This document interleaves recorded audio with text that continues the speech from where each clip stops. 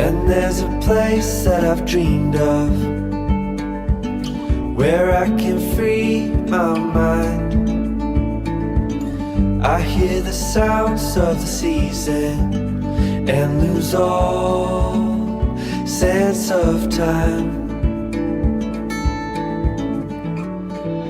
Feels like we're in a dream, you know what I mean.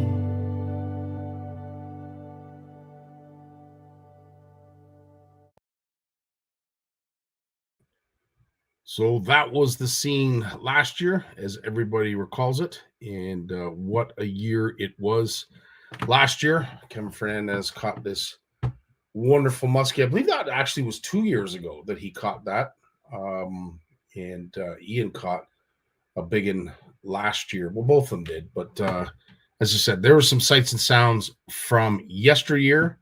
This is what it looked like this year, and I want to thank both Ian and Kevin for doing what they do best, and that is hooking some big fish. And if you're not aware of where we were this past weekend as a community, we were up celebrating our 4th annual OFC Nation retreat at the wonderful and glorious Camp McIntosh. And I'll tell you, Ian and Kevin do a fantastic job targeting these big toothy critters, and they certainly didn't disappoint. But there were a lot of other fish that were caught, lots of other great stories as well as what Ian and Kevin brought in. But needless to say, it was a fabulous, fabulous weekend. And for some of us, it was a little bit longer than that. It was actually almost a week, because we got up there on the Wednesday and stayed right throughout the weekend. Weather was phenomenal. It was everything that the North typically is, all 4 seasons throughout the course of the weekend. You were bundling up, you were taking off, you were ducking under something for rain, and the wind picked up a little bit the one day. But I will say this, fishing was tough. Even though some glorious fish like these two, that's Mark and Art, they caught some beautiful smallies. And we're going to be featuring a lot of the fish that were caught throughout the course of the year as a way of looking back and helping promote McIntosh, and, of course, guests that have yet to go to experience. Some folks have been asking, Scotty, did you even fish? Did you catch anything? Yes, as a matter of fact, I did quite well. I want to thank the folks over at Go Large Fish Ruler. I got a chance to try this out this weekend, and I will say it worked extremely well. As you can see with this pike, that was a 33-incher. This was the lone walleye that I caught.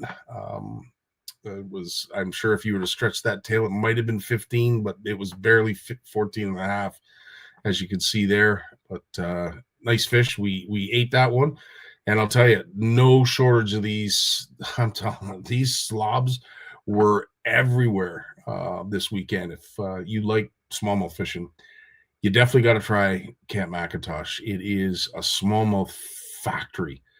That whole area, Georgian Bay and the North Channel, just phenomenal fishing. So as I said, I want to thank the folks up at Camp McIntosh, of course, Ben and Tracy that were helping out behind the scenes, and of course Tracy and Andre, our hosts. They did a fantastic job. We have videos to come, lots more content to share. And, of course, the winner of the Stella Stud, Stella Queen promo, we're going to be announcing later on tonight. I got to put the list together, but I will say congratulations live here, Jeff Lutecki. He ended up winning with 77 inches. As you can see here, 77 inches. If I get that in, I got to do the rest of the board, and I will do that tonight. But Jeff caught an 18-inch bass, 11.5-inch walleye, a 24.5-inch pike, a 6-inch perch, 8-inch rock bass, and then what I'm going to talk about in Jay's segment, a 5.5-inch trout perch. You ever heard of a trout perch? I hadn't until this weekend, and then a 3.5-inch goby. You add that all up, he had 77 inches, and his partner wasn't too far behind with 64.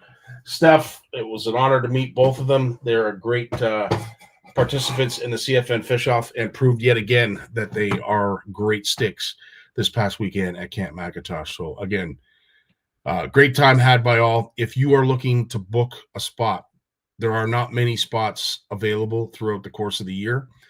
There are obviously spots available, and it's going to be the same weekend next year up at Camp Mac. We will get the poster up ASAP so we can start booking some butts in bed. But it was an awesome weekend and week for those who were up a little bit earlier in the week.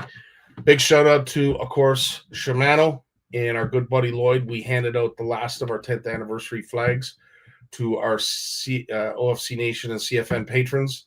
We made sure that they all went home with a commemorative flag, and Shimano did the same for our roll of Power Pro. So big shout out to Shimano. And of course, the other sponsors that helped with the daily giveaways. These, of course, are all our Made in Canada tackle vendors. Ugly Boys, you see there, Meeks, Angler's Choice, Limestone Lures. There was a lot of prizes available and packed up. And we did this each and every day.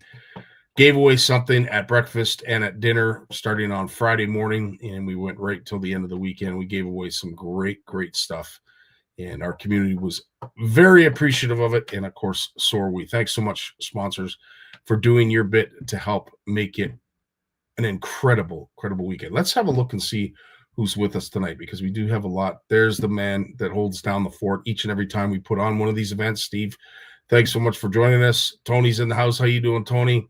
Richard Dunlop. Yeah, baby. Eve's here. How you doing, Eve? Joe's with us as well. Nice to see you, Joe. Lloyd, obviously, thanks. Big shout out. Thank you for all of those incredible flags. As I said, we gave our last ones out up at Camp McIntosh, and all of our worthy CFNers are waving that flag proudly. Gary, how you doing? Hope you had a fantastic weekend. Thanks so much for joining us. James is in the house. Nice to see you. There he is. Now, I can say this now because we were joking about it, but Mike and I have made several errors with Stefan. We thought at one point that Stefan was a young girl, a young angler. So you are a champ, my friend. You are a true champ. Thanks so much for being so kind and understanding. But to finally meet this man, boy, did we ever get it wrong. But anyway, Steph, thanks so much for joining us, dude. You were a treat to hang around, and you shared some good stories. So we want to thank you for that. But just a gem of a lad. So was Jeff. We look forward to seeing them again next year. And of course, Jeff was the winner of our Stella. We will be announcing the other winners, and a big shout out to, of course, those folks up there. Shimano couldn't have done any of this without their involvement. So thanks so much for your generous donations. Luke, how you doing, buddy? Nice to see you. Buns in the house. Yes, sir. Yes, sir. Christian. Yes, sir. We got the family. We got the boys, the De Silva boys with us. Steven, how you doing, buddy? Well said, Luke. I can't say. Yeah, as I said, George, trout perch was not something that we expected to see. I have never heard of it. Jay's going to talk more about it in his segment, so stay tuned to that. Yes, Dave and Jeanette, we finally got to meet these two, and it was long overdue. These two have been instrumental when it came to some of our fundraising that we've done here at CFN, and we heard a little bit of the struggles that they've had with their young son. Just class act people, man. We CFN is a great place, and it's because of people like this. We look forward to seeing Dave and Jeanette back there again next year. But thanks so much for joining us, you two. You were a treat. We really appreciate that. Adrian's in the house. How you doing, Adrian? Again, thanks so much to you, my friend. Adrian's Custom Tackle was given away to many of our CFN community members up at Camp McIntosh and, of course, Horwood Lake Lodge at our other retreat. So, again, appreciate it. Can't thank you, sponsors, enough. But last but not least, I wanted to take a moment to celebrate something that was really cool. And for those who joined us this weekend, you totally understand what I mean. We all love to see great pictures like this, but this was the key takeaway from this weekend. Her name is Brooklyn Hyben. She's been a CFNer ever since she could walk. She joined us up at Camp McIntosh. She's been involved in our CFN fish off many, many years. And this lovely girl did a fantastic job, a very competitive job, I might add, keeping up with the big boys. And this is how she did it. We nicknamed her Doc Spider. So this is Brooklyn Doc Spider Hyben, and this was her office. And she conducted business like no other. She actually had us pretty convinced that at some point, I think it was after the first day, we thought she might win this because she had amassed 5 species the first day, 5 species. And of course, it was the combination of the longest of those species that would be celebrated as our Stella Queen, our Stella Stud. Brooklyn came so close. And in the end, the boys, they steamed ahead. And unfortunately, I believe Brooklyn came in 6th place overall. So again, nothing to be ashamed about at all. But what the coolest thing was, there weren't hardly any walleye caught. I managed to catch one. I think somebody else may have caught one, but I think there was only 3 walleye caught. Maybe 4. Maybe there was more than that. Yeah, maybe it was 4. Anyway, needless to say, not many walleye were caught. But this girl right here, as we would steam out and travel, and find in search of mid-lake humps, weedy shoals, all kinds of structure. We were spending a lot of time covering a lot of water looking for walleye. And this girl had a jig with a worm at the end of the dock and caught the largest walleye. It was 12 and a half inches long, but it was long enough to be our biggest walleye. And I want to thank and say this on behalf of Shimano as well as CFN and OFC Nation. Congratulations, Brooklyn. You took home a brand new Noski for winning largest walleye. That's awesome. Pretty cool when you can do that for an 11-year-old girl. I think it's just so cool. And we were so happy. I want to say this had the biggest cheer at the end of the day, but lots of memories that were shared, lots of great stories, and we are extremely lucky to have some great people involved and contributing in our community. And I will say this, Brooklyn, I'm really looking forward to seeing you back there again next year because you were an absolute treat. Just looking at some of the comments. Yes, it was very fitting. And yes, she definitely won. The memory she will take away. That absolutely, Jeanette. I couldn't agree more. It is, Richard. It really, I don't know, man. It was the best takeaway of the whole weekend. Watching Brooklyn conduct business off the edge of the dock and what business she conducted. So congratulations to Brooklyn. Really looking forward to next year. And again, we will announce the dates. We will get some kind of promo logo up, some kind of graphic to make sure that we announce it properly and get folks booked. But I will say this, half the camp is already booked because they're returning from this year.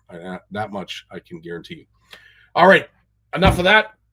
We are in the midst, obviously, of getting caught up, being back from the retreat. The CFN Fish-Off prizes will soon be launched. Brad has already made an announcement for our Made in Canada tackle shows for 2026. So head on over to the Made in Canada tackle show Facebook page if you want to find out when those events are, where they are, and how close you are to them so that you can hopefully join us. Outside of that, let's get to our beloved panel. I'm really looking forward to talking to the lads tonight. First one up is Big Jim. When he was born, he tried to reel in the umbilical cord. Bass named him as their personal best. His power pole came with a stripper. Forward-facing sonar uses him to find fish.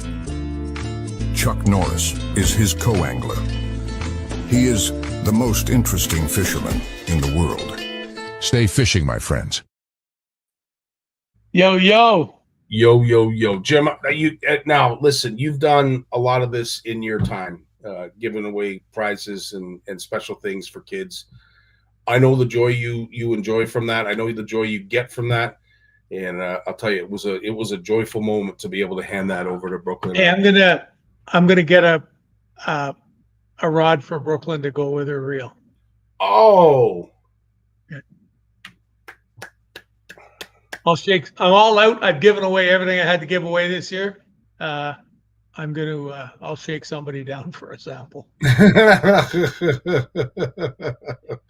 Well, I'll that's get it awesome. something, then I don't know when she'll get it over the winter. Probably I'll probably pass it Yeah. along at something in the show, but she's probably not going to be fishing much this year anymore. So I will see. Do you know where she lives? Yes. And I asked her dad, but I want to say it's oh my Lord. No, I'm not gonna guess. Because I'll get it wrong. But it's down. I want to say it's down like Jay Barnucz's way. That's what I'm believing. So yeah, We'll not find a too way far. to get it to her. So you let her know that Yeah, we'll do. I will have her covered before the ice is gone. Fantastic. That's awesome. Jim, I have to ask, what have you been up to, my friend? Not much. Working on the paper. Yeah. It's all done. Everything that we have to do is done. We're just waiting for 2 or 3 ads to come. And they just show up and they go click and they're in the spot, Right. And it's done. So it should be done tomorrow. And we'll take her from there. That's awesome. Right on.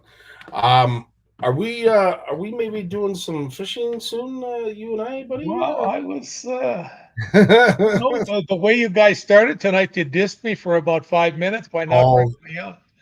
But you completely redeemed yourself, dude. And I didn't see you up there.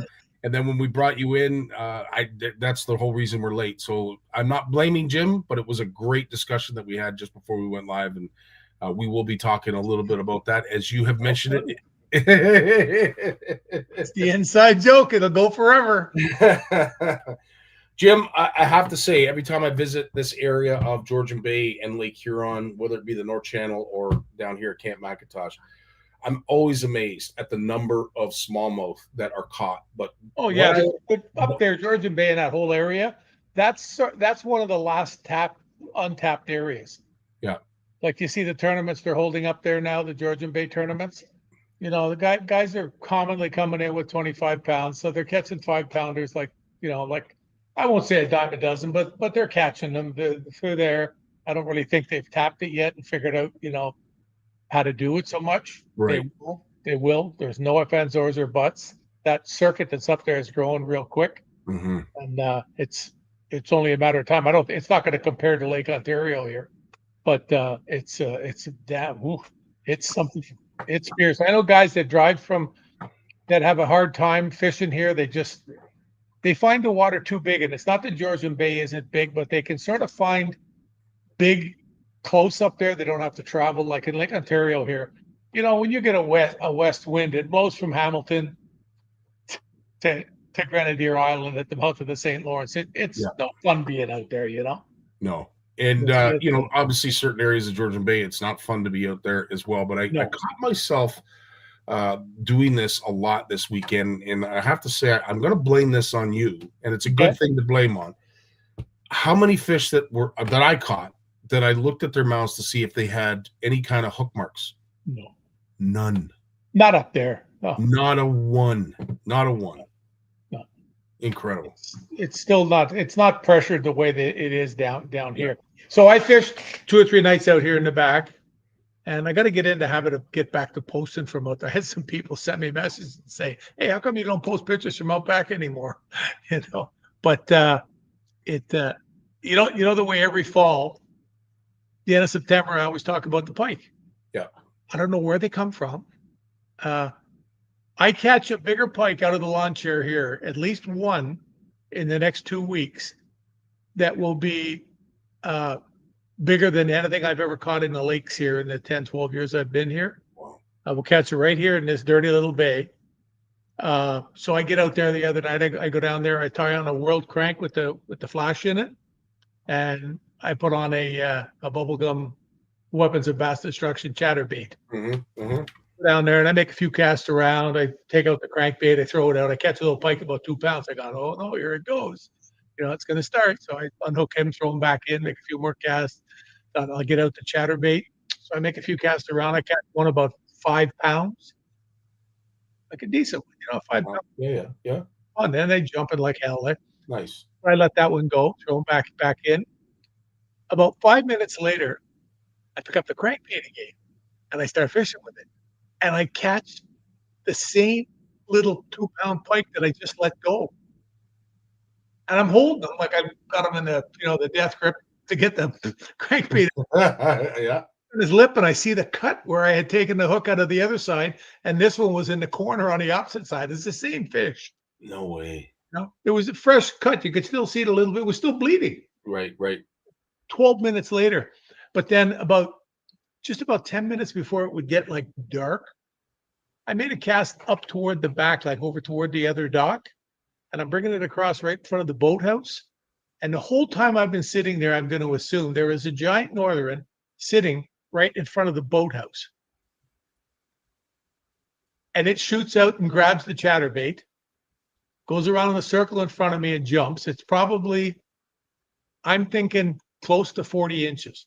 Wow. This is by far the biggest one I've ever seen here, by far.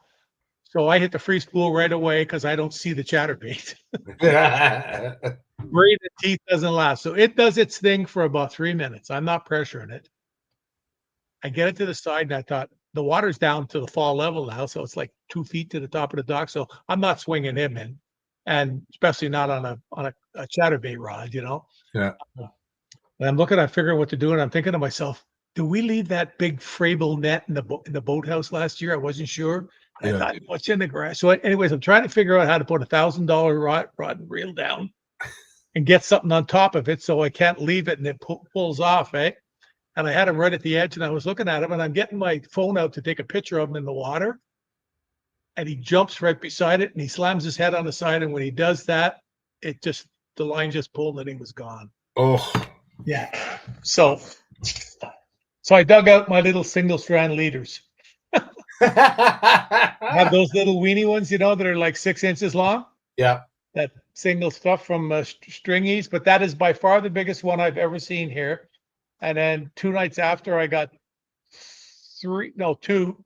One was I got 2 pike. I got 2 pike. They were both about 3 or 4 pounds, but they were fat and healthy. Like, that beautiful green with the big white dots. Yeah. They didn't look anything like the ones I caught the first night. Wow. So anyways, now I've caught 9 pike since I caught the first ones. Wow. Just with an hour in the evening off here. I don't know what it is about them coming in here, but I have pictures of me with 8 and 9 pounders down there, and I show them to guys and they don't believe it. And I say, well, look, you can see the seawall. You can see the steel. Yeah. It's there's no fib. It's just amazing how these fish come in here like what kind of a season. I want to know where they come from, because nobody catches them out here. Oh, really? In the lakes. That's what I say. I've never caught one. The biggest one I caught out there, I caught with you that day. Yeah, I was going to say that one that you caught was a nice fish. Yeah, and that's the biggest one in 11 years here that I've caught out in the lakes. Interesting. Well, it'd be interesting to find out what that is, what the anomaly is there. But I'll tell you, the migration of fish is certainly on. We saw piles of bait fish that are starting to move into the shallows. We had an infestation of perch right at the dock, as Brooklyn can attest.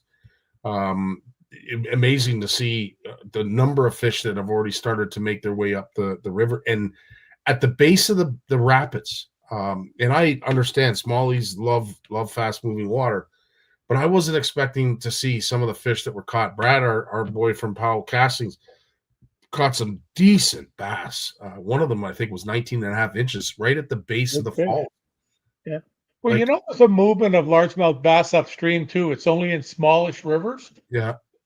Like it used to happen in the Mississippi River outside of Almont here. Okay. It used to go in the fall early, and guys used to say, "What are you going for? The walleyes? There's no walleyes there now." I said, "I'm not going to catch walleyes. I'm going to catch largemouths." Right. And like you're anchored 20 feet below the dam because there's flow, but it's not anything that's going to bother you. You know what I mean? Right. And you're anchored there, and you're throwing a flipping jig out, and you're catching largemouths that are 2, 3, 4, 5 pounds, like one after the other. Yeah. And there's a movement that 2 weeks before that you would have had to go a few hundred yards, but there's something, I'm sure it's baitfish movement. There's something that pushes those largemouths to that current, and the linders have talked about this often too. Interesting. Often happens in smallish rivers. It's really, really a cool, like smallish rivers that have largemouths. Yeah. It's really, really cool when you do have them, because there's I don't know. There's some weird things that go on with fish movements that I don't think that even science can really explain. 100%. It's or hasn't had the time to yet. No, Yeah, exactly. it's neat. It is, and it was cool to see. As I said, we were at the base of the rapids, and we caught one fish, hoping that we were going to catch some walleye. Didn't get any walleye there. It's not to say that they weren't, because I do believe either Jeff or Stefan caught them. But something did happen that was pretty interesting. While we were there, Brad and I saw a boat that started to appear at the top of the rapids, and they walked out, and they started surveying the rapids. And I leaned over to Brad. I said, dude, I think they're going to shoot the rapids.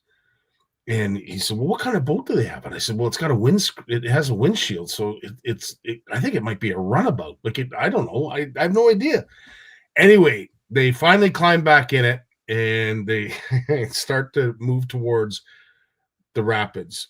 And this gentleman, as I said, I right away, I did. And all I can say is, if you can hear the thuds, if you can hear them, then they're going to run right up your back like it did mine. But have a listen to this.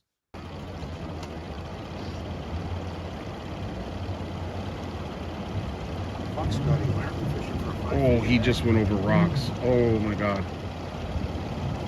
Oh. Bang, bang, bang. Oh. We're impressed. Brad and I were impressed just from the cojones that this gentleman had to go down. But as you saw, 3 times it bounced off those rocks. Yeah, you could see once it went at the beginning, it went right up. But it's a jet boat, eh? And a lot of times they've got hulls that are designed to do that, eh?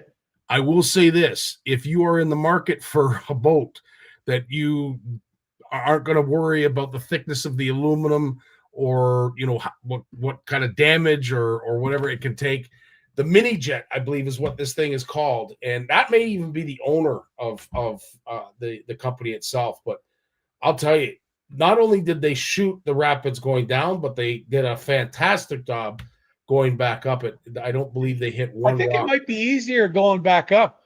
It could very well be, because you're not coming down. You're forcing your way up, so you're not going into the water. I had no idea, but I was in one out in British Columbia once. I forget the river. It's something. It was way up in the interior of British Columbia. Okay. And the water was not that low, but they drove us. We went around bends, and then we actually, a couple of places, the boat literally just slid across gravel. Right. The water was this deep, and if it wasn't for the force of the jet at the back pushing, you would have stopped, And he told us, hang on, because the boat's going to come to an abrupt stop, or not stop, but it's going to slow down quick. And oh my God, it was one of those beautiful sunny fall days. It was just wild.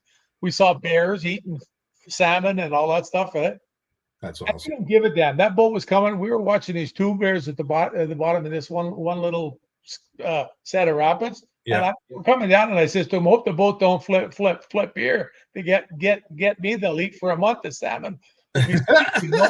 We're laughing and everything, and then the boat gets turned sideways for a second. I thought we were going to have to swim past these bears. They were huge, and they're just grabbing a salmon and just tearing the meat off, like the skin, and gnawing on it. They start right at the head and go right down. Incredible. Well, we had the luxury of seeing some wildlife up there as well, and just as you mentioned, what was their name? This oh, Jim, it'd be a lady bear. Well, let's assume that it's not. Let's just assume we don't know what the identity is. But I will say this: we were not far away from it. Brad and I were very, very close, as you could see. But it was a big bear. I don't know what the weight would be, but that's Dolores. That's Dolores, all right. Hey, speaking of bears, the way the main street in town here goes when you turn right at the Legion there? Yeah. You can follow Main Street all the way along, and then it comes out to the highway if you don't go straight up. Yeah. There was a big sow bear there last Friday night. Wow. I got a picture of it. It's standing right underneath the sign, Sealy's Bay this way. No way. Wow. Yeah, so that's like what, 500 yards from my house? That's incredible. Yeah. Was That's headed incredible. the other way toward the pit. That's good. Well, as I said, it was a fun weekend had by all. The weather certainly cooperated. It was cool to see, the wildlife that we did. Yep. One thing I do want to mention, and I don't need to mention it to the people here. We always seem to mention it to the wrong people. On the way home, all of a sudden there was a cluster of traffic. People were parked over on the median, and it looked like perhaps an accident had happened because I couldn't really tell, but everybody was stopped to a halt. There was probably 18 cars on the southbound traffic, on the southbound shoulder of the highway, and then probably 11 cars, say, on the northbound. Finally, I figured out what was happening, and there was a moose in the marsh off the side of the highway. I thought, I understand what people are doing. I totally get what you're trying doing. to kill themselves. But at the end of the day, everybody's now got to slow up, and like we got to be smarter. We got to be smart. Wildlife is great, but we don't have to risk everybody's lives to try and capture that awesome picture. And that's where it happens. Oh, Jim, I don't know. I hope that, knock on wood, I hope there wasn't an accident. But you want to talk about the perfect condition to cause one? This was it, and it was right at the down slope of a hill. Both sides, you had blind turns to the trough of this hill. It was a recipe for freaking disaster. So again, I know I'm saying it to the wrong people, but if there's wildlife at the side of the road, don't stop. Especially up there. Folks that know that stretch of the highway, there isn't much of a shoulder to begin with. So anyway, I digress. But yes, lots of wildlife, lots of fun, I hear you. Lots of fish. Jim, is the winter or fall edition of Just Fishing almost? Wow. Almost. That's what I was saying. You were just waiting for some ads. Nice. It'll be done. And the time I've been spending in the office here, bugging people and spending emails, I've been tying lots of stuff to go on Dadsons. Yeah. These are a couple of the new ones. Oh, nice. So this one, obviously, the one at the back is separate, and this one up the front, I just got them on the wire, and they have to be rigged and weighted and everything. But that's a couple of them there. This one will be going up to Pete Bosselman to tie up. The Nice. Made a giant, and I have a few more here. I have a lot more actually. These were a couple that I made. One's all orangey colored. Yeah, that's sweet. And then the one at the back here is all brownie colored, and it's got the one piece fell off, but up at the front here, it's got the bit of reddish on there. And the guys at Dadson, what is it they call that? I forget. They have a name for wood duck, they call it. I don't know how they came up with that. I don't hunt. Is a wood duck brown and red? I thought a wood duck. Yes, I was literally just gonna say that. That literally looks like a wood duck. Like all the I thought they were brightly colored, but wow. Yeah. That's impressive. So anyways, that's some more of them done. I just waiting to getting all the thread sealed up, but they'll get it all epoxied over and everything. So get them dried out, put them out in the mail. I can't put them in the mail tomorrow. Oh, I can't put them in the mail at all, can I? No. Yes, we forgot about that. That's not good. I know a couple of people got small businesses, and they've already established a couple of other accounts with parcel people in that. Yeah. And they're done. Like they make their living doing that, and they their living just went down 80%. I have one guy that I know that ships a lot of plastic, and he's got these 3 big bins. Those bins, those white bins, so sort of ghosty white colored. Yep. Got 3 of those, and they're usually pretty well full after a week for him to ship. And he sent me a picture the other day, and there was 3, and they were going by courier. Well, and it was discussed. Brad and I were talking about it. I mean, this could literally dissolve the door-to-door delivery of mail that Canada Post has been traditionally known for. This could be the end of it right here. If we can't get any kind of contractual agreement or any kind of movement from either side, this could be it. This could be the end of Canada Post as we. Well, if it was a business, it'd be bankrupt and gone, eh? 100%. So that's 100%. The bad part about it. But True it's enough. It's one of those things like you're damned if you do, you're damned if you don't. How do you fix it? 100%. So, Well, Jim, it might be this weekend that we get together because I do The weather looks killer. Yeah, it does. I start on call soon, not too soon from now. So, or sorry, I was going to suggest is maybe you come over Saturday morning okay. and we fish Saturday afternoon. You stay Saturday night for dinner, fish half the day Sunday, and go home, so you don't have to worry about Friday and getting here at 9 o'clock at night. Sounds good. Yeah, that might be a plan. But I'll throw that out there. Right on, dude. Well, either way, it's going to happen this weekend because it can't happen next weekend. I'd rather get up to see you before all the leaves fall. Never mind turn color and the snow. A lot of it's still. And hey, there's another funny thing. There's there's a picture of me used in CFN where I'm holding about a 3-pound largemouth with a chatterbait in its mouth and the big giant red tree over my shoulder. Yep. Well, the leaves off that tree are gone. Wow. They were bright red as ever. And I went back there this morning, like I was out for about 15 minutes this morning. I just went and dropped some stuff off to a guy. I met him at the corner here. And I couldn't believe it. I'm coming back down. I'm looking for the red tree. And I thought, what the hell? And the leaves are all laying in the bush and they're gone. And the memories are coming up on Facebook now for me almost every other day. Isn't that of last fall being out there? Isn't that something? And yet it's been this warm. Yeah. Oh, and the weather on the weekend, did you see some of the weather? 30 degrees, 29 degrees.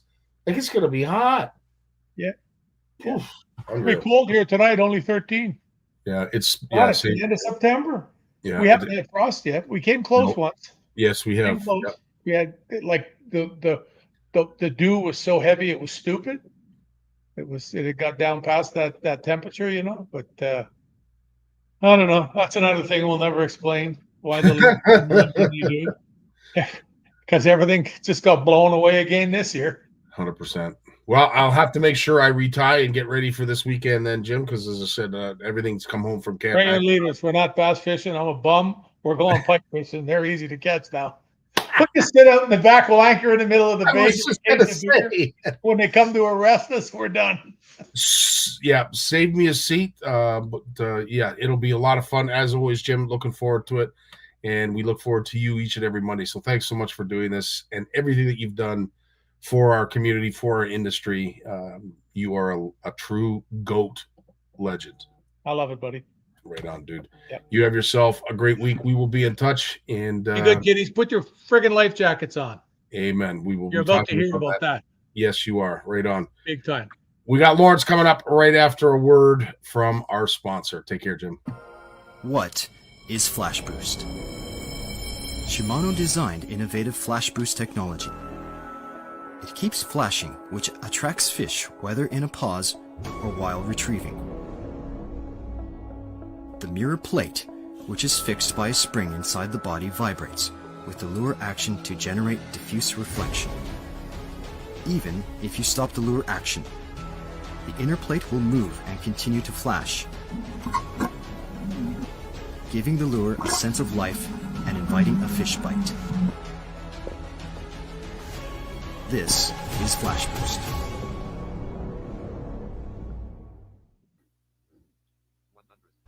And as always, this is Lawrence Gunther. How you doing, buddy? Good. How are you? You know what? Well rested, feeling a sense of success because of the weekend that was, and of course all the folks that came up and enjoyed themselves. But it is interesting to get back to the grind. I never look forward to going back to work after a bit of a hiatus because you're behind the 8 ball, and you spend at least the better part of a week trying to get caught up. But I digress. At the end of the day, it's all worth it, and I love every minute of it. Every single minute of it. Yeah. Was talking to a gentleman today at work who was talking about the salmon fishery out in Lake Ontario, and didn't really understand where it all came from, how it all came to be, and how is it that we have such great salmon fishing. And I said, what's really interesting, and he didn't know this because he just assumed, like everybody, that the West Coast, when it comes to salmon, there are certain areas, as we've talked about in your segment, that are in trouble, that we are concerned about.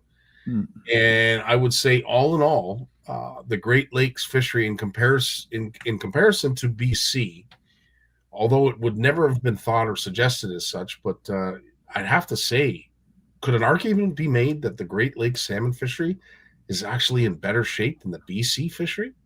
I think if you look at each one as an independent whole, right, and then you not the size or the numbers, but just the quality of fishing and the access to fishing. Lake Ontario has got something on the West Coast, because there's nowhere on Lake Ontario where you go where it's not going to be allowed to go salmon fishing, right? I mean, there's a few sanctuaries along the rivers where you're not allowed to fish, but for the lake itself is 100% open. You go where you want, you catch fish, you've got a good limit. There's long season. So yeah, we're spoiled. We're spoiled, and I'll get into more of this, but this my topic of the day is what's happening on the West Coast, and yeah, we're really spoiled on Lake Ontario. We certainly are, and we're seeing the run in I'd want it's on full display, and most, if not all, creeks and rivers right now on the north shore of Lake Ontario have had at least one run, and perhaps have a continuous run still going on. But there's a real strong wave of those first fish that come in, and we're still seeing great concentrations of them continuing. So again, I don't know, like it's remarkable to see the amount of natural reproduction going on with these fish. Even after they've spawned and they're black as charcoal and they're emaciated, you can still catch them. It's, people are still in there in January wading through the ice and still catching these salmon that are up there. It's just before they give up the ghost for the, it's just amazing. It's just amazing. It's almost, when they brought those salmon, put them into the lake, we had 100 years of almost desolation in that lake, almost nothing because of the sea lamprey. And then they just brought a whole new life. And then that, the coho and the chinook in combination with the controlling the sea lamprey, finally, after 100 years of them running amok and wiping everything out, it was just like a brand new start to life, right? It's just a whole start over. Yeah. Well, hopefully that doesn't happen out west. And I know you have a lot to talk about in regards to what is going on out there. Yeah. But I believe that killer whales or orcas are back in the news in relation to salmon, and how that's going to affect the recreational fishing for these fish. Yeah, I'll let you take it from there. Yeah, it's not so much in the news, but it's certainly making its way through the word of mouth and social media. But the mainstream media itself you got nothing to report. They're not reporting, for like, I've been covering this, the story of BC salmon for close to 15 years. Yeah. And you can't cover BC salmon without, talking about those southern resident killer whales. Right. I'd say about 15 years ago, there was maybe 110, 120 of them. Now it's down to 75. And because there's this is the polar bear, the Coca-Cola polar bear of climate change, right? These southern resident killer whales. It's like, they're like the canary that everyone watches. People pay good money to go out on these whale watching boats. It's a super popular activity, both on the Washington and the Oregon and British Columbia.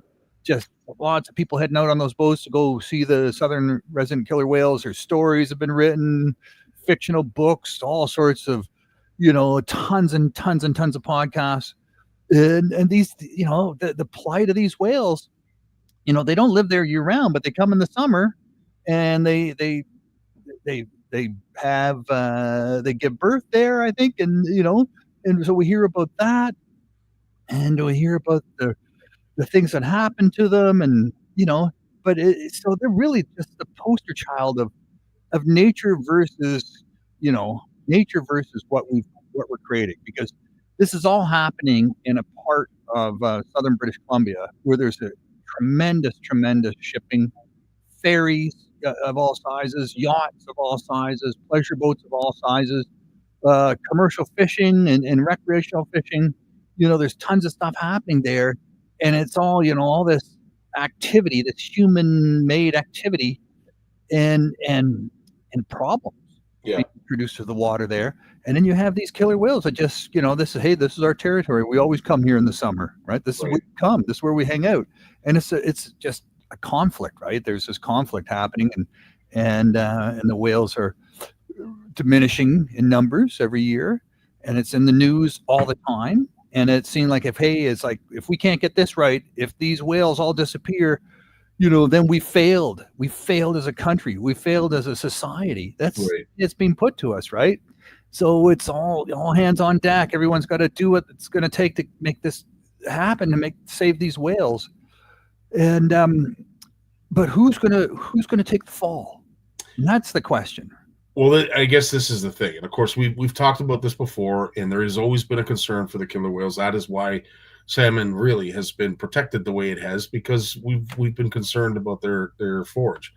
Now, on a side note, what is becoming more of a nuisance? I know that there was a few killer whales, especially one young killer whale that was in the harbor, that those who ran charters and guide companies would have a hard time reeling in fish because they were constantly being harassed by the orcas.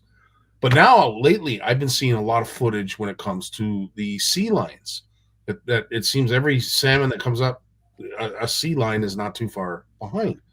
Well, it's a pinch point, right? Like if you have the big open ocean and you go to try to catch a salmon out there as a sea lion, who's faster? But then you got this pinch point where they come into the rivers to spawn, and then, normally they just shoot up the river and the sea lions don't have a chance. They're in front of them 1 second and they're gone. And the only time they ever really become catchable is when they're on the spawning beds in very shallow water, and that's where the bears come in. Right. But now with dams and fish ladders, right? So the salmon hit the dam, then they have to line up in a sense to get into the fish ladder. So they're there in a holding pattern, and the sea lions have figured that out. So that's, they say, yeah, this is where to hang out. This is picking. It's like shooting fish in a barrel, literally. If we were to somehow create a scale of the most pressured fish based on the number of top predators that are going after them, I would have to say, you might agree or maybe disagree, I don't know, correct me if I'm wrong, salmon has to be at the top of that list. They have more apex predators after them than any other fish, in my opinion. Well, in a sense, you're probably right, because you got these big fish that can get up to 100 pounds swimming up these rivers that get increasingly smaller as they get into the smaller and smaller tributaries, until they're in maybe 3-4 inches of water on gravel beds, where they finally do their spawning activity, build their nest, drop their eggs. The males come in, fertilize the eggs, and then they die. And so it's a super huge race for these fish to get to that size where they can do this, and they're really good. They grow fast. I mean, they grow 5 years, they can get to 100 pounds. It's crazy. Yeah. And so they need a lot of food. These are like the Frankenfish that were made naturally. They just grow, and they eat a lot of fish. They eat a lot of prey to get to fuel that. So they have to go for the prey is, and they're fish on steroids in every sense of the word. They're just super fast, super smart, and super tough. And then they die. But are they? The thing is, we know that they've done studies, they've done surveys using sonar. Scientists at the University Vancouver have gone in there and they've done research about the Chinook. How many Chinook are really coming into, the Fraser and down into the southern part of British Columbia? Are they really disappearing that much? And they find them. They find them everywhere. There's the spring salmon, the winter salmon. You have, I think there's 4 different runs of Chinook salmon over the course of the year, different times of the year, and they are there. They are there. You talk to the fisher, the people who fish for them. They're having tremendous fishing success this year and last year too. And they say, they don't want to fish around killer whales though, because as soon as the killer whales show up, the fish all panic and scatter. 1 minute they're all sort of, hanging out, just cruising along and very catchable. And then in the next minute, it's like, oh my God, the killer whales are here. Take cover. And they scatter. And they say, as soon as the killer whales come around, they just haul in their, they haul in their cannonballs and pull in their lines and move. There's no point fishing anymore. No. So it's been, to say that they're competing with the killer whales, you get this impression that you got these, dozens and dozens of recreational fishing boats, just circling schools of salmon, and there's no way for the killer whales to get into there and get their share of the fish. That's not the case. It's not the case. So with this all being said, obviously there's a concern for the balance. What is being proposed? What's being tabled right now to somehow protect or contradict this concern for the orcas? Are we as recreational anglers going to have to give up our catch? Are commercial vessels going to be downsizing their quota? How's this all going to work? Well, they've been starting 3 years ago. They've been introducing these no fishing areas, right? These sanctuary kind of areas where they say, okay, this is a common killer whale feeding territory. So, and they usually show up here in, let's say, July. So for 6 weeks, no one can fish here, and then over here and over there, and these, it's announced in the spring, usually just before the salmon fishing season starts, and then the government introduces these closures, and there's all sorts of, oh no, lots of broken hearts and lots of frustration and lots of publicity, negative publicity. And, a lot of people are disappointed. People have made plans to come to these fishing lodges, to hire outfitters. People who own boats have, booked their hotels, for the opener. And all of a sudden it's closed, right? And it's been spreading like a little cancer, these little no fishing zones. And they seem to be repeated year after year. They're not taking them away. They keep adding them or expanding them or making them longer. And I think the government has said, you know what, every spring we go through this cycle of research, announcements, defending our announcements, and all sorts of negative publicity. So it looks like what they want to do now is just say, let's introduce some no fish zones. Let's make sure they're as long as they need to be. Okay. And let's make them permanent or indeterminate until we have the science that says we can lift them. Yikes. Yeah. Yikes. Yeah. Well, that doesn't sound promising, and it sounds like is it? Well, it sounds like it's going to be both commercial and recreational anglers that are hit with this. Yeah, they're lumped together. They are lumped together. So, if it's commercial and recreational, usually goes together. They don't distinguish between the two. They do, right, but they don't. And so, yeah, it's lumped together. And the other thing is, whereas before some of these closures were, maybe July to the end of August. And, because the specific runs are concerned with, now they're thinking maybe it should be like June to November. November. So there's going to be more of them. And in total, we're talking about 25% of the recreational fishing opportunities in British Columbia for salmon, 25%. But because most of the anglers are in the southern part of the province, and because most of the closures are going to take place in the southern part of the province, that's where it's being impacted mainly. It's in the southern part, where, southern part of Vancouver Island, southern part of British Columbia, where most people live, is where the closures are going to be introduced.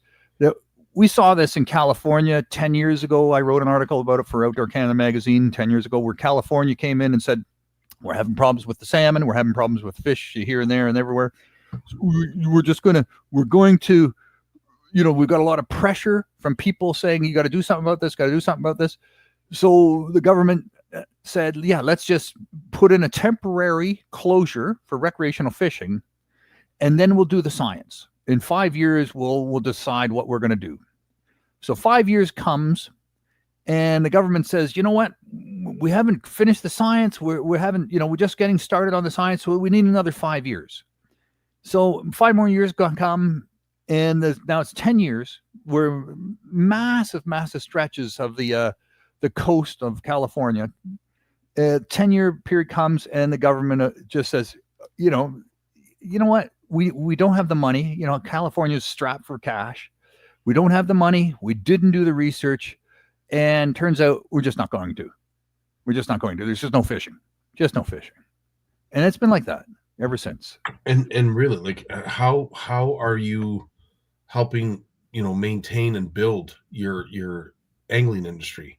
Not by closing fisheries like this. And No. I understand there's some science that warrants it, but in a case like this, it's also about management, and what are we doing to properly manage it? Now, I know closing it is so final, and it's so drastic, and it's so definitive, and in some cases isn't always the best idea. But when it comes to keeping the economy, the fishing economy, the angling economy going, this is not the way we do it. No, and some estimates say it's worth maybe in Canada for salmon fishing alone recreationally, it's worth maybe $1.3 billion a year of activity, and others are saying, look, they're laying off. They don't have the enforcement people anymore. There's very few of them around. They cut back on their creek walkers, people hired to walk the creeks to count the fish. Those contracts were all cut, and then there was some pushback on that, and now they're hiring a few. And I'm going to be talking to someone about that too, so there'll be podcasts coming out on that as well shortly. And they don't have the money, so it's in one sense they're saying we can save some money by just saying no fishing. And we can also get some political, maybe score some points politically amongst the environmental groups that say, well, look, here's this government, maybe they've done a good thing here for the orcas. But have they addressed the true problem? Have they addressed the true problem? I don't know. I don't know if anybody knows. I just think it's just too easy to close the fishery. I think anyway, but yeah, I don't want to. What is it? We listen and we don't judge. I don't want to judge, but I will say this: talking to my colleague today, he was most intrigued to hear that our Great Lakes salmon fishery is in such great health and in such great shape. Mm-hmm. And I said tonight we're going to be talking about the West Coast. Well, what's going on the West Coast? I said not much. But that's not quite true. And here's why.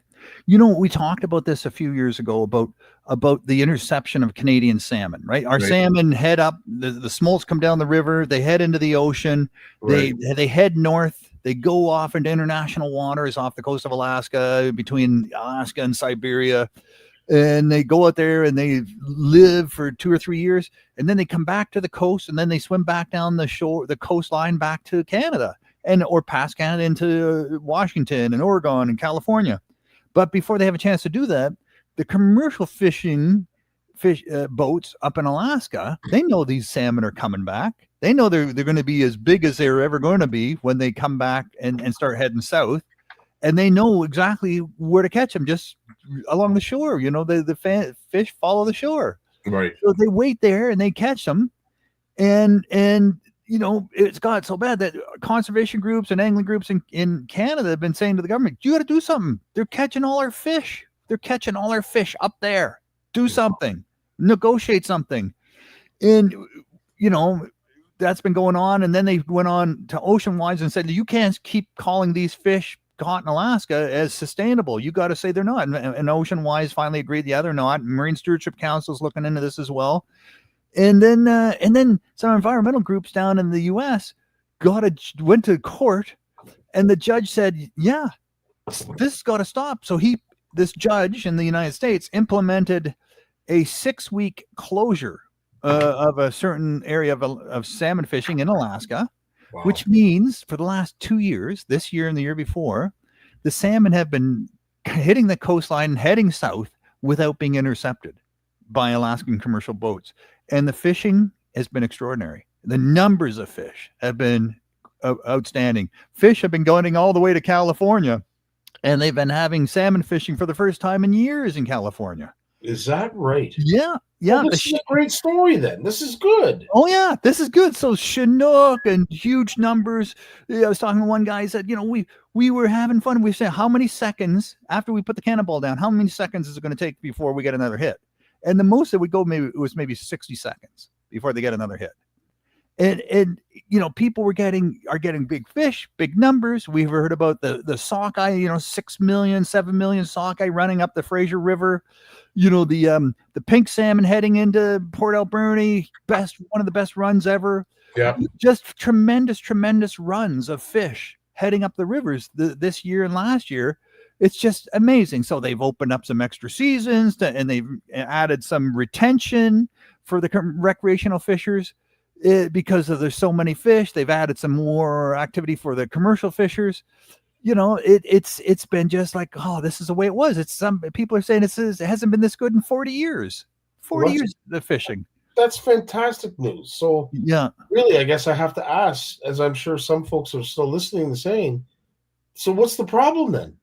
The problem is if you're going to say, why are these southern killer whales still dying in numbers? What is it? What's causing them to die? Okay, so you have three different sort of categories of killer whales. You have the resident killer whales that love to eat Chinook salmon. That's what they love to eat on, and they're not really resident. They're just resident for the season, and then they push off and they go somewhere else. And a lot of times, they don't even know where they go. Then you have killer whales that are red meat eaters. So they're eating seals and sea lions and things like that.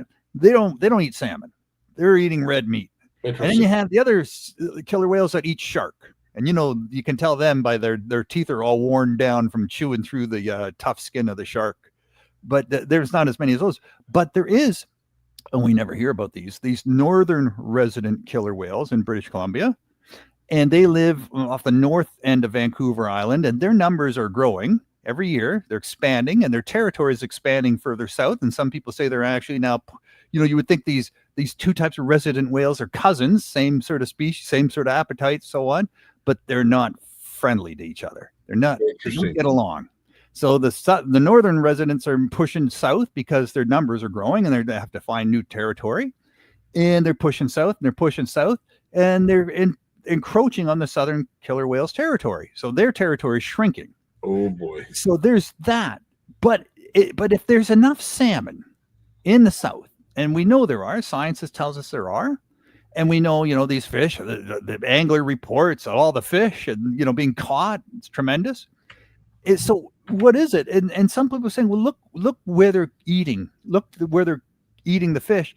And these fish, maybe they're not that healthy. Maybe they're hanging around in a part of the ocean where the water is more polluted. Now we know that rubber tire dust from highways how they make tires for cars and trucks. It has a bunch of chemicals, and one of them is super highly toxic for fish. So that's one up.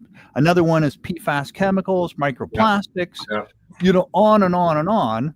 And if the salmon in the south are getting biomassing this because they're coming in and they're eating, even as they go up the river to spawn, they're still eating. Just before they head up, they're eating like crazy. So they're eating from a forage base that's local.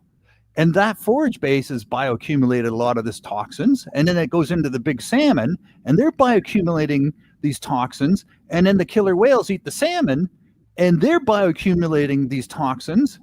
And then all of a sudden, the fish are gone up the river, and the killer whales step back, and maybe they go on a big, trip somewhere to go to their next range, their winter range. So as they're traveling south in the fall, they're depending on their fatty deposits to nourish themselves as they're heading south. So now all that bioaccumulated toxins are released back into their bloodstream as they eat their own, survive on their own fat, right?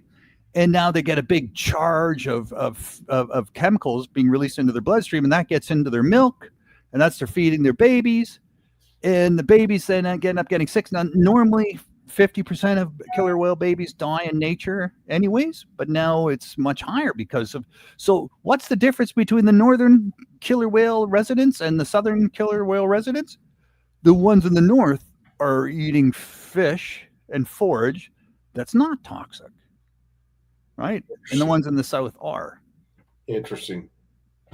So that becomes an even bigger problem for the killer whales because, of course, that just accumulates in their fatty tissue. The more of that they eat. Wow.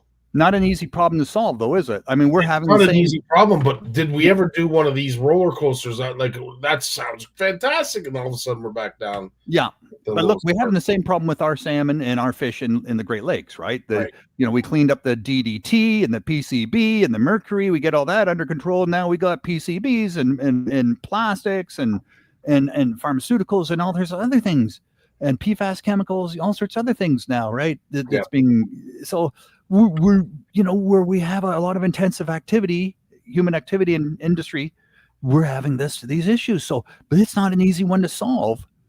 It's easier just to say no one's going fishing here. Well, no one's going fishing here. I mean, we look back to the industrial age back in the 70s when Lake Erie was considered a dead lake. Yeah. At the end of the day, we need to learn from our mistakes. And I've said this before, we continue to pollute this planet to the point where we're going to be the canary in the gold mine. And, I think we're already at that stage when we're seeing instances of cancer and illness, mysterious illnesses crop up. You can't rule out pollution. Pollution is likely a good cause of all this. So, So is it the number of fish, or is it the health of the fish that's causing the problems? Interesting. And if it's the health of the fish, it's the health of the forage, the quality of the forage they're eating, then that's a problem that can't easily be solved. No. Is it the noise that they can't hunt because of all the noise? You're not going to stop the freighters from coming in. You're not going to stop the ferries. No. You're not going to stop the yachts and all the the millionaires on their $1 million yachts from coming. Yeah. You're not stopping any of that. Yeah. So, you pick on the little guy, and everyone, points to look at those people out there competing with those killer whales, stealing their food. Take them down, right? Wow. Yeah. Yeah. Not an easy place to live, not an easy place to be an angler to begin with. And then, of course, you have all this added drama because of, everybody trying to find the perfect balance. And I don't know that there is one. I do hope we find one, or at least one that's close enough. But it seems like the salmon and the West Coast salmon are forever in our news feeds. It's forever in your segment, and we talk about them on the regular. And it's so concerning. And there's always these pieces of the puzzle that we don't know, right? Exactly. And because there's such a lack of transparency. Exactly. About and you have these consultations taking place, and no one's not allowed to talk about what they talk about. They have to sign in camera, non-disclosure agreements. If you got into one of these meetings, you have to sign a non-disclosure agreement. So no one really knows what they're talking about. And the angler groups and the commercial groups aren't invited to those meetings anyways. So they're not even included. Wow. So that's problematic. So they're feeling left out, and they're saying, hey, we got solutions, and you just got to try them and work with us. Like, you remember we talked about, using GPS on the boats to say, look, that here, killer whales are here. Send the signal out. Everyone gets the update on their phone, onto their system and on an app, and says, okay, the killer whales are over there. We can't go over there. We have to stay, 5 kilometers away. So we'll fish over here. Exactly. We've been asking for that for years off the West Coast, and nothing. Wow. Crickets. They're doing it in Oregon now, and it's fantastic. It's working out so well. Yeah. So you have a bunch of upcoming interviews with these folks, and I just did one this afternoon, and so that'll be out. I'm going to get that out ASAP. That's the BC Recreational Anglers Association, and they've got they are mobilizing all the communities up and down the coast of British Columbia with Facebook pages and Facebook groups, and they've got tens of thousands of followers and all these different groups. So they're mobilizing people and educating people on what's happening, and just getting the information out there, and so people can start to maybe write some letters, right? And, petitions and so on, and at least get the word out. We talked about this last week, that survey they did of conservationists and environmentalists and anglers, and they discovered that, 50% of the anglers identified as conservationists, right? And so we're not the enemy. We're looking for the solution. You wouldn't think so. You wouldn't think so. But at times we don't do ourselves a lot of favors. I mean, we saw it yesterday, with this past weekend, just with golf, where people are asking for, better conduct. And I think we almost need to draw that line in the sand sooner than later, to make sure that we can identify what good people are and how they're supposed to act, whether they're fishing, whether they're golfing, whether they're just, walking down the street. But yeah, it's definitely a concern. Interesting stuff. Yeah. What else have you got any other time to work on anything else? Oh yeah. I just interesting to note, we opened the North Cod fishery this past summer, right? And now they're talking about in Europe maybe putting a permanent ban on fishing cod on their side of the Atlantic Ocean. Oh wow. Yeah, they're running into trouble. They're consistently over harvesting. Wow. And the numbers are dropping 35%, 50% over 5 years, over 10 years, in terms of school size. So they're saying, hey, we're overdoing it. And so we're sort of we stuck our toe in the water and we're opening the fishery. So we'll see how that goes. Hopefully that'll go well. And just, lots of news for sure. The newsletter came out last week. You can, send an email to Bluefish Canada, and we'll get you on the list if you want to get the newsletter. And and just go on Spotify or Apple Podcasts and listen to the podcasts. Very cool. Yeah, listen to I'm just a voice, for these people, and they're asking me to give it voice. But you should listen to the people themselves. Absolutely. Yeah. Look forward to it, buddy. As always, our segment flies by, but you've filled that half hour. You've chock-filled that half hour with a topic that never seems to have an ending. And from just talking to you, seems like it's going to go on for a very long time. And that is the plight of the West Coast salmon and the fishery as a whole. So. And then just a little heads up, listen to the podcast with Gail and Mark from the BC Recreational Fishing Association, because we also talk about what's happening in the northern part of the province, where they're stringing together a whole series of marine conservation areas and how that's impacting recreational fishing. Well, we look forward to it. We can only hope that it's impacting them in a good way. In the meantime, Lawrence, I want to say thank you for joining us, as you do each and every Monday, for getting your nose to the grindstone and getting us this kind of news that isn't going to make mainstream necessarily. You dig deep and you reach wide, and we're thankful for that. But keep up the great work. Oh, it's nice to know there's an audience out there for this sort of stuff. We got to stick together, and Amen. And educate ourselves. Yeah. Amen. Yeah. Right on, dude. Well, have yourself a great week. We will see you next Monday. And thanks for all you do. My pleasure, man. Thanks for letting me come on and tell this stuff. Right Appreciate on. it. We got Jay Barnucz coming up right after a word from his sponsor. Take care, Lawrence. You too. The fear of failure is failure itself. The world of science rewards the ones who are willing to try and fail. Because without the courage to embrace failure, ideas remain ideas. But with that courage to fail and to learn, ideas can change the world. Jay, how you doing tonight? I'm good, man. How are you doing? I'm doing fantastic. Just having some technical difficulties. I don't know why it's not switching over. All right. Why is it not switching? There we go. Finally. Okay. Yeah, missed you. I tell you, it seems like just yesterday we were rubbing shoulders up in Spanish, and then we both went our separate ways in different directions. You came home and had been extremely busy. You had another event this weekend that you're going to tell us about. But before we get to that, we were talking about it before we went live. I have never seen a trout perch. I don't think I've ever even heard of a trout perch. I asked Mike, same thing. He says, "Yeah, I think we've had to approve some of those submissions in the fish off." But I'm going to lean to you because it was a remarkable colored fish. not something I typically have seen in the past, but it was awesome to see the level of species that were being caught, this being one of them. And you're going to tell us a little bit about the trout perch. Yeah. So it's kind of interesting that you bring this up. So trout perch, it's actually a fairly common, and I believe it's classified as a bait fish or an acceptable bait fish. And what you see here, Scotty, I'm going to try and zoom this picture in a bit.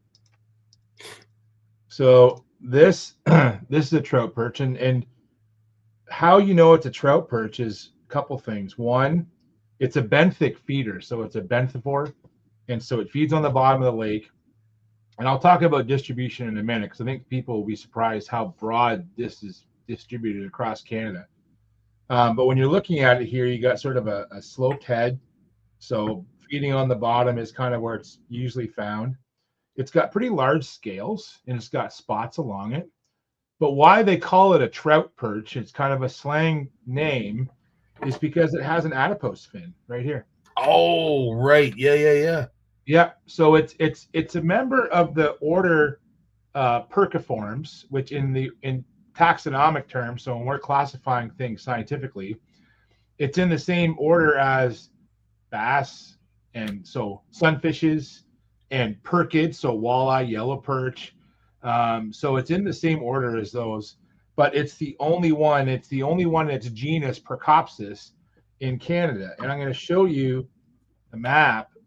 This is from iNaturalist. Holy crap, they are everywhere. Yeah. So now the way iNaturalist works is these hot squares are actually confirmed records of trout perch, and then this sort of outlined area is the suggested range based on distribution information from other sources. Right. But yeah, this is it. And even in Southern Ontario, I'm going to zoom in here. So you can see it's found. There's been records here along Lake Erie, but I've seen it in the Thames River. I've seen it in, like, I've seen it up in, where is it here? Like up in this area of Quebec. Right. I've seen it in reservoirs up there. So it's a very, I'm not going to say it's abundant. It's a little bit of a cryptic fish. Like, it's kind of, again, you won't see them very often. In fact, one thing about them is that when I do come across them, sometimes when we do surveys using a seine net along beaches, we do surveys both at day and at night. And because when you do surveys at night, you'll get nocturnal species that become more active. Right. And so if you want to do a comprehensive survey of different species in a lake, it's good to do sampling at night if it's safe to do so. Right. And so when we've done surveys along Lake Erie after dark, trout perch is one that shows up, but it won't show up typically during the day. So yeah, and it's found like throughout the sort of Midwest here. And there is another species. It's actually kind of funny you bring this up. So I thought, well, I wonder what else is related to trout perch. This one's called a sand roller. And a sand roller is found in, let me see if I can find the map here. It's actually found in, right here. It's found in Washington and Oregon. Oh, wow. So these are the only two fish in that genus, Percopsis. So just like when I talk about genus, I'm going to talk about like Micropterus is the genus for smallmouth and largemouth bass. So in the Percopsis genus, there's only two in North America, and one of them is the trout perch. So there you go. Now, that trout perch looked a little bit different, and I know one of the other pictures that you had up, because you could see the defining spots. Yeah, that picture, that top one. Yeah, so this one here. Yeah, this is typically the one that we'll see. Yeah, so it's got really pronounced spots, and now when I catch these fish in turbid systems, like in the Thames River, where the turbidity is literally millimeters of clarity, they're quite bleached out. Their spots are not very obvious, but I'm going to guess that in French River, Georgian Bay, those waters, those clear waters, that these spots are going to be very pronounced in the fish. So Whereas this one here is probably typically more the one that I'll see in Southern Ontario. Right. The spots aren't as pronounced. So Interesting. yeah. Oh, look at this. Look at that, George. Wow. Using genetics and stable isotope analysis, we found that at least 10% of the Lake Nipissing walleye diet is trout perch. Yeah. Interesting. So it's really neat. So what they do is, and what George is talking about there is, we can take bait species. So in like Lake Nipissing, you know, what George is talking about is they probably took a bunch of different bait species: emerald shiner, spot-tail shiner, smelt, trout perch, yellow perch. And what they do is different fish will have a different unique chemical signature. So using an isotope such as a derivative of nitrogen or carbon, and then what will happen is that you take your walleye, you grind up the meat, and you run the same analysis. And I can take a piece of walleye meat and say, this meat has the same chemical signature as these other species. So I know what chemicals from what species went into making that walleye. So how isotopes are important is we can understand the food web. This is so important for managing fisheries, because if we know that 10% of the diet is trout perch, that's a lot of trout perch, right? Amen. If we know that 30% is spot-tail shiner, that's even more important, right? So we can help manage fisheries by understanding basically the ecology. So there you go. Fascinating stuff. And anybody who is like me and has never heard of trout perch, you just got the 411 from our good friend Jason, Encyclopedia Britannica, Barnucz. No, that's awesome, dude. I really appreciate that, because, as I said, when it got brought up, it had 3 distinctive circles. I don't want to say spots, but there were spots inside those circles. Yeah. And when we looked at a log perch, which I think is what initially we thought it was, yeah, you could see that it was definitely not that. And it was actually Jeff right away. He said it was a trout perch right away. And by its definition, and of course the examples you've just provided, you just confirmed what he already knew. And really, it doesn't look like anything else. Like it doesn't look like a trout. It doesn't look like a perch. We know. Yeah, it's a very unique looking fish. And so when you see it, if you're not familiar with it, it's very new and fresh. But if you have seen them once, it's like you should never ask again. You'll always know what it is, right? And that little adipose fin is important, because we know that for the vast majority of fish that we talk about, it's trout and salmon species that have adipose fins. There's smelt will have an adipose fin. Whitefish, ciscos have adipose, but they're all part of that salmonid family that have adipose fins. But trout perch is not a salmonid; it is a member of the perciforms. So there you go. Well done as always, Jay. Yeah. I have to ask you this question, because you've been out on the water. You've been on kayaks. You've been in big water. In the kayak, and I have to ask, with all of the fish that you've caught, have you ever had a fish show up as you were reeling in another, or perhaps were just reeling in your bait, and something came up that was absolutely massive that scared you? Oh, I wouldn't say scared me. More, I actually, where we were fishing on Sunday, I saw something really cool, and it actually, Trevor and I pondered this for a while.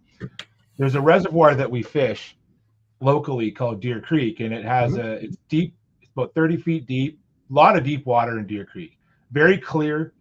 Now there are trout in Deer Creek. Now they stock rainbows in there, so there's bass and there's trout, there's there are a few northern pike in there now. There's bluegill and crappie and yellow perch. But the trout that are in there are unique, because there's rainbow trout, which have been stocked in there for recreation. But there's also native, well, they're not native, sorry, but like resident brown trout in the Deer Creek watershed, which is part of Big Creek. And I know that anglers will catch the occasional brown in the deep waters of Deer Creek. And because Deer Creek is so deep, you'll get stratification. You'll get a thermocline, and guys will troll baits for trout. Well, while we were out fishing on Sunday, and I'll talk about what we did out there. It's kind of a cool experience. But while we were out there, is flat calm. It was glass calm on Sunday, and this is about 10 o'clock in the morning, bright bluebird sky, and I'm coming down the middle of the reservoir, and I'm in 35 feet of water, and I got my Garmin on, and I'm side scanning, and I'm marking fish at the thermocline, and I'm thinking they're trout, and then all of a sudden, as I'm coming along, I can see look like minnows on the surface, kind of like just dippling, and all of a sudden I saw a little fin like swipe at minnows, and I'm like, that's kind of weird. It's not a bass. And I'm like, bluegills kind of do that. And then all of a sudden, right beside the kayak, like an 18-inch plus brown trout swam right, like clear, because it's like an aquarium there, swam right past me. And I'm like, and I could count the spots on it. It was beautiful. And I'm like, damn, these brown trout are feeding. And I've heard guys catching brown trout on flies off the top in 30 feet of water in this place. I've never tried it, but now I want to go. I said to Trevor, we should get some of our Algonquin rods out and go drag some lead core in there next weekend. Try and catch a brown trout. That'd be kind of cool. That would be very cool. Very, very cool. But I have a picture here. Nothing big though, Scotty. Nothing that I'd be scared of. But dude, I'm a sucker for social media videos of these guys getting tailed by great white sharks and other things. Holy crap. Oh, yeah. You're not kidding. I just want to share a picture that Jeanette just sent us, and I'm going to get your fish identification skills. I want to say that is a trout perch based on what I'm seeing there. Yeah, man. That's a trout perch all day. Absolutely. Yep. Interesting. Yeah. So the reason I brought up, thanks, Jeanette, for that. Really appreciate that. And now you know what your fish are eating. So I had an interesting story. Tim and Art told me they were on the boat with Mark. They were reeling in a 4-inch, let's say a crankbait. I don't even know what they were using. And suddenly this head appears, and it was a very large muskie. And it scared both Art and Tim. It was that big. And when it came up, fierce looking fish, big eyes. Yeah. And it just, again, it goes to show that you just never know. And big water holds big fish. We had a follow last year that Ian had that the muskie was enormous. Then we had this situation where it came up. It intrigues me to know that there's fish that big still in our systems. Yeah. It's and I've had conversations recently with some anglers locally here that were talking about we're seeing more and more of these big muskies showing up in different parts of the Great Lakes, specifically Long Point. And the anglers are kind of curious about what that means. And to me, when I hear about these big apex predators like muskellunge, and the fact that something's going on in Long Point, and I mean this in a positive way. Usually when I say that, it's negative, but this is positive. There's more and more anglers encountering big muskies in the sort of central basin of Lake Erie, right? So we know they're in the Niagara, we know they're in the Detroit, but the further away you get from those two places into the middle of Lake Erie, there's usually less muskies. Now, Long Point has a lot of great habitat for, I would think, muskies, because northern pike do very well in Long Point and have for generations. And now there's more and more muskies showing up, and not just large adults, but juveniles. And a lot of local anglers aren't familiar with muskies, and so there's an education happening right now because we know with muskellunge, I believe in zone 19, which is Lake Erie, you can't keep one under 40 inches. I think that's like the trophy rule. Gotcha. Unfortunately, some anglers keep them because they don't know what they are. They think they're just a funny colored northern pike. So there's an education at foot here. And so anglers have been asking me what it means for these fish to be there. And I said it's a positive. Like you have an ecosystem that can sustain large muskies, and several muskies have been documented in that 40, 50-inch class. We're talking St. Clair class, Great Lakes muskies. And I think it's great. I think it's great that they're showing up here. I think that they're, there's a new fishery developing here for them. So anglers can come down to Long Point, Turkey Point, Port Dover. But just the ecosystem itself tells me that they can sustain. And when we read about this, when we talk about, marine systems where we have large sharks and other large predators, when we have areas that can sustain those things, that means something. And I think that also means something for Long Point right now. It's very cool. That is very cool. Unfortunately, we do have some bad news to share. You know a heck of a lot more about this than I do, but it is all going to end up as being a bit of a PSA announcement, something that we do talk about at great length here, but it needs to be spoken about a little bit more because I do believe we lost somebody from our kayak community this past weekend. Yeah, I'm gonna share a photo here of the young man. Not to raise too much light on it, but so this is Peyton Hughes, and Peyton Hughes was fishing in the Bassmaster Kayak Series event on Toledo Bend last weekend. Well, he was supposed to. So he was out fishing with his buddy on Thursday.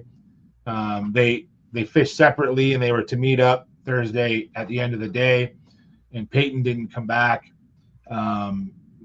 Later that night or in the evening, Texas Park and Wildlife found Peyton's kayak, and then on the Friday morning, they recovered Peyton from the reservoir.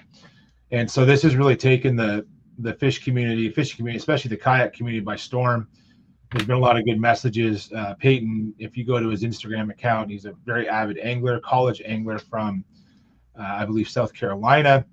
And, I think we don't know for sure what happened with Peyton. It's suspected that it was probably not wearing a PFD. And I think that's been the message from a lot of the anglers coming out right now. So I think it's just a good opportunity to, just remind anglers to wear your life jacket, wear your PFD. And I know that you don't need to wear it. Now, if you are using an inflatable PFD, you have to wear it if it's the only one in your vessel. Now, if you have the old standard PFDs in the box and you have inflatables in there, you don't have to wear it either because you have the old style. But the new inflatables, if that's all you have, you do have to wear them. I wear mine all the time. Heather and I talked about this on the weekend when I told her about this young man. And, Heather said, she goes, in our house, it's not even an option. Like, we go on the water, we wear a PFD. Like, yeah. I've walked into Tim Hortons with my PFD on. Like, I've literally backed the truck out, pulled the kayaks out, or even the workboat out. There's a Tim Hortons down the street, and I'm in the drive-thru or I'm going in the store, and I still have it on. Like, I just wear it all the time, and I always encourage people to get used to being like that, like, because you never know what can happen. One of the leading causes of drowning in adult men is urinating over the side of a boat. One of the leading causes of drowning. I believe that. And I mean, it's shocking, but I believe that. And number one, you don't have to do that. You could pee into a bucket, which is the safer thing to do. Or the old, Grandpa George had a Javex bottle with a slot cut in the side, right? Like that. Yep. That's what I grew up using. But having your PFD on is so important. And I tell people too, like, spend the money on it. Take care of that inflatable. Don't leave it in your boat. I see a lot of people who leave them in their lockers, and the mildew and the moisture can cause it to deteriorate or even go off. Right. And at that point, you have to change the cartridge, and those are costly. It can be. So I tell people, like, when you get home at the end of your trip, hang it in the garage. You put your rods in the garage. You put your bag of gear in the garage, and hang your PFD in the garage, and then take it with you when you go again. And it's a great one-time investment. If you need it, it's there for you. Just take care of it.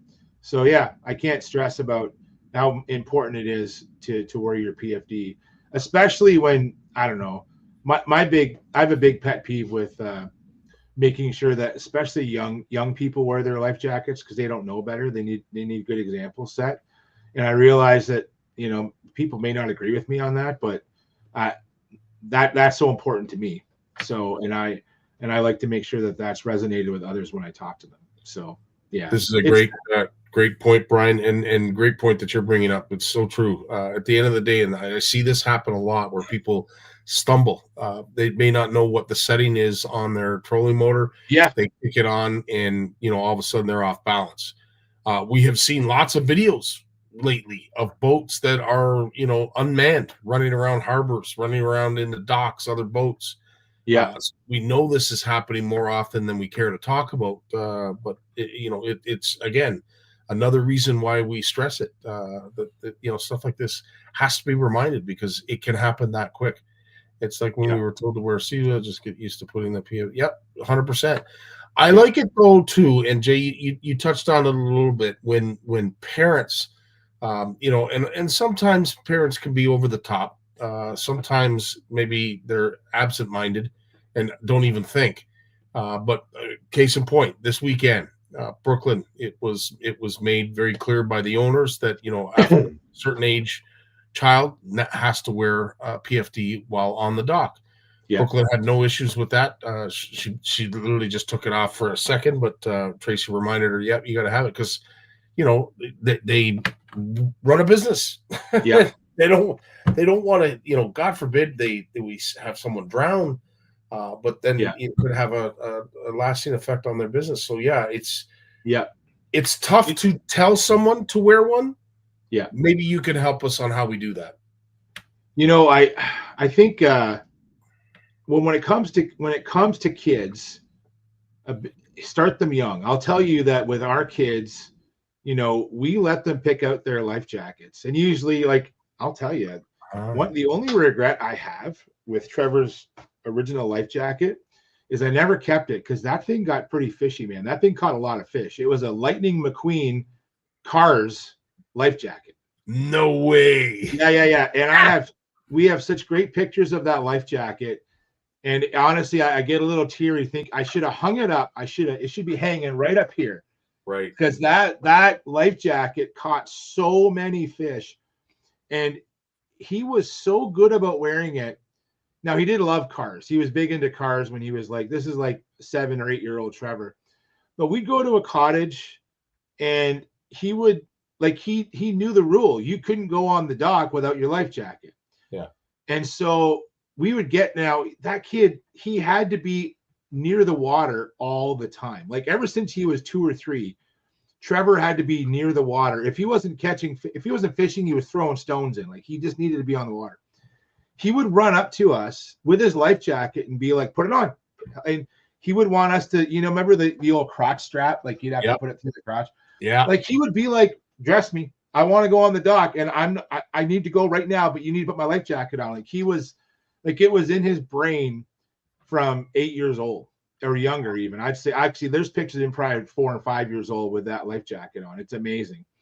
So yeah, and I think that if you can get it into kids and let them pick out their PFD so they want to wear it and then they don't know any different. Like now it's funny, like I bought Stephanie a PFD and so with the kayak style life jackets, like if you don't wear the inflatables, the fishing ones are kind of cool because you got pockets, right? Like so I keep tools and I keep my phone and Stephanie puts snacks, like, you know, so she and Heather too, they like their snack pockets. So when we go out in the boat, they got snack pockets. Like so when I bought them their like we all have like matching PFDs, the girls are all about, I can put snacks in this pocket and snacks in this pocket. So they're not worried about like, I got to keep my pliers and my cutters and my wacky rig tool. No. They're all about having snacks in there. So like get something that you're going to wear, like be practical about it, you know? And then you can go like with the inflatables, they're not as practical. They don't have pockets, but on hot days, they're nice to wear. You get used to wearing them. You know, and there's ones now I'm not going to say cheap out because I'm happy if you wear one, right? Yeah. But with the inflatables, you have 3 different styles. You have pull cord where you have to pull it. Then there's the automatic ones, which have a little Alka-Seltzer tablet. So when it dissolves, there's a firing pin, and the pin fires through the tablet. So when the tablet dissolves, the pin fires into the cartridge, and that inflates the life jacket. Now, it also has a pull cord on it as well. And then, but the best one to get, and they're the most expensive. There can be around $250 to $300, but they're hydrostatic. And so what that means is there's a pressure sensor in the technology, so that if it gets wet, it won't go off. Because if the automatic ones get wet in the boat, they could just go off. Right. Even on a rainy day. In fact, at work, if we're setting nets and we get it wet, it will go off if we get it too wet. So the hydrostatic ones are nice because it senses water pressure. So it senses that you're in the water. And I think it has about a 3 to 5 second delay. So if you drop it in the lake, you have a few seconds to pick it up. I've dropped mine in before and it hasn't gone off. It's gotten wet, but not gone off. Gotcha. But then it will go off, after about 3 to 5 seconds. So basically it assumes that you're in the water for a period of time, and it needs to go off now. So I think that's pretty smart technology. And so folks know that the cartridge system does need a bit of maintenance. There's usually a green or red tab that shows. So if it's green, it's still good. So you should be checking that to make sure that it's still green.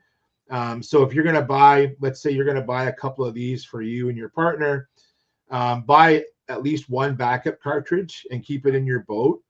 And so if it does go off and you do fall in, you can basically put a new cartridge in and zip it back up again. So yeah, I think it's just about, I think when it comes to adults, unfortunately, I think sometimes they have to be scared into wearing some of these things. Yep. Right. So it was like that with seatbelts. And George's analogy with seatbelts is very valid. 100%. Seatbelts, when they became illegal to not wear it, people didn't like being forced to wear them.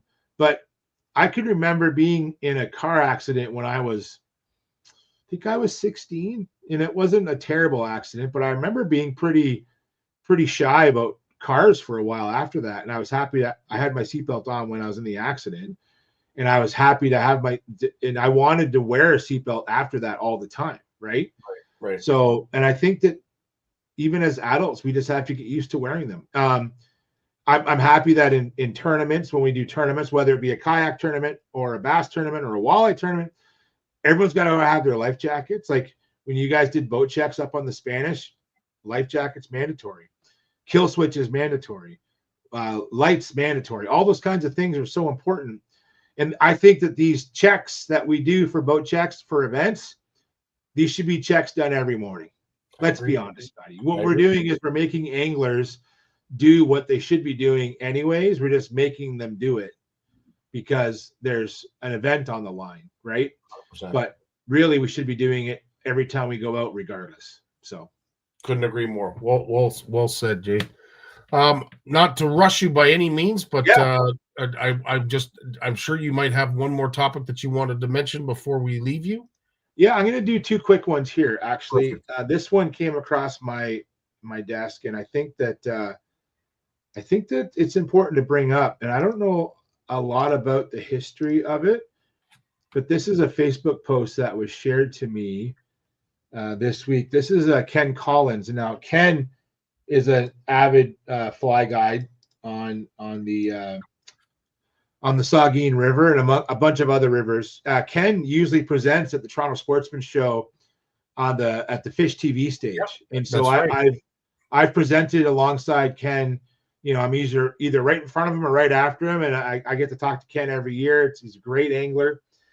And what I realized this week, and this picture, I don't know if this will show up. Yeah, there we go. So I didn't even realize this was a thing. So right now on the Saugeen River, as of September 30th, bass, so smallmouth bass, muskellunge, lake sturgeon, northern pike, walleye, and sauger, they all close. Wow. That's a new regulation for the Saugeen. So largemouth and smallmouth closes September 30th, muskie closes September 30th, northern pike September 30th, walleye and sauger September 30th.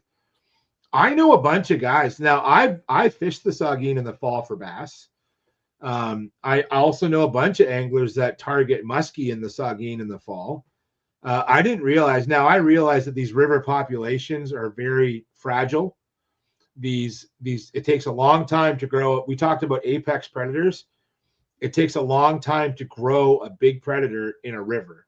Right. And so I assume that this new regulations in place to protect those populations, but it's the first I've heard of it. So I see the value in it, but it's a little disappointing to see that on paper like that. So I hope that I hope to hear more about that in the future. But yeah, that kind of came out of left field. I didn't know that was a thing that was going to happen this year. So interesting. Yeah, very interesting. Wow. So just that's kind of an FYI to CFNers out there that if you're going to fish the Saugeen this fall, like I'll go up there and fish for steelhead like I like to, but yeah, that's kind of a bummer that all those species close September 30th. And I haven't seen anybody really talking about it. No, I think I saw Ken's post and I was like, what? Yeah. Because I've done lots of work. Last couple of years, I've done a bunch of work on the Saugeen, and I would run into Ken on I'd be going down the river. I was doing a bunch of mapping. And I'd run into Ken in his drift boat guiding, and I'd say hi to him like around anywhere, whether I was up in Walkerton or Paisley or all the little towns along the Saugeen. Ken's everywhere. And I was like, wow, I never knew this was coming up. Usually their anglers are a little more vocal about these things. 100%. So yeah, didn't happen. So anyways, hopefully I get to find out more about what's going on with that. But yeah, the last thing I want to talk about, just to kind of give a shout out to the Erie Junior Bassmasters. Trevor is kind of a recent graduate of that program. He didn't fish much the tournaments the last couple of years because he's kind of been aging out. But we've been helping with that club with the events like the qualifier and that. And I know a lot of the kids look up to Trevor a lot. And so I suggested to Trevor, I said, hey man, we should do a day out, invite some of the kids out.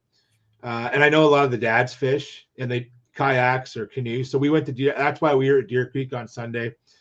And a couple of the kids came out, and Cody Colfax, his son Chase, that kid's a character. I love that kid. He is one. That kid loves fishing. It is unbelievable. Oh yeah. And we showed them some of our favorite water on Deer Creek, and we talked about different baits we use. And Isaac was the other kid that was there with his dad in a canoe. And Isaac and Chase had never used a swim jig. And I've talked about swim jigs on this show a lot. Jim and I talk about swim jigs. Like, we love throwing swim jigs. And why swim jigs are great for kids is if you want to catch big largemouth, you just basically take a flipping jig and put a swim bait trailer on it. You throw it out and you reel it in. And you reel it slow, let that swim bait sashay back and forth. But what's cool is it's like an all-terrain vehicle, man. You can work it through trees. You can work it over vegetation, through vegetation. And so Chase was asking me about the swim jig. So he came over to my kayak, and I'm like, here, I'll rig you one up. So I got out one of my swim jigs and put a trailer on it. And he caught a largemouth on it like right away. And his dad told me that he'll probably never stop talking about swim jigs until next year. So, and then I ran into Isaac later in the day because we didn't fish by the boys all day. Like we'd meet up. It's a big reservoir, so we meet up.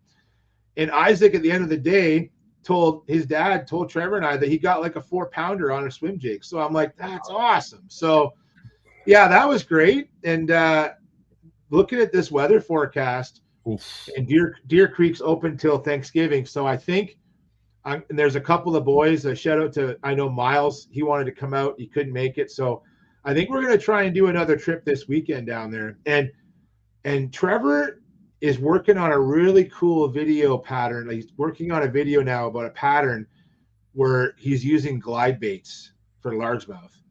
and which is kind of like a kind of a US thing. You don't hear as much about glide baits. I know some guys are experimenting with glide baits more and more, and so it's been pretty cool. And I don't know jack about glide baits, so Trevor is teaching me about glide baits right now, which is really neat. Yeah, that's kind of like, I just love these full circle conversations I have with my son, where it's like, wow, I'm learning crap from him now, which is fantastic. So cool. Yeah, so hopefully we'll get a big largemouth on a glide bait this weekend too, as we kind of figure that out. So yeah, we and dude, enjoy the weather, man. Amen.